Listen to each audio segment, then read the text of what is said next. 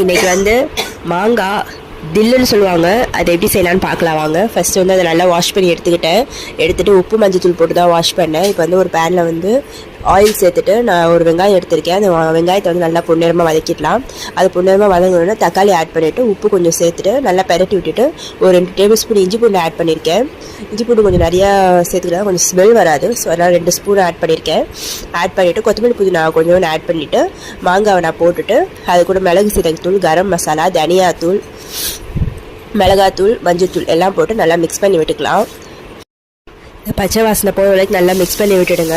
இப்போ நான் திரும்ப வந்து ஒரு கை கொத்தமல்லி புதினா நான் ஆட் பண்ணிக்கிறேன். அதே நல்லா மிக்ஸ் பண்ணி விட்டுட்டு இப்போ இது நல்லா வேகத்துக்கு தண்ணி நம்ம ஊற்றிக்கலாம், தண்ணி ஆட் பண்ணிக்கலாம். இந்த டிஷ் அப்படியே வேகத்துக்கு வந்து ஒரு 20 to 25 மினிட்ஸ் ஆகும். அவ்வளோதான், டிஷ் ரெடி ஆகிடுச்சு. மாங்காய் கண்டிப்பாக வீட்டில் எல்லாம் ட்ரை பண்ணி பாருங்கள்.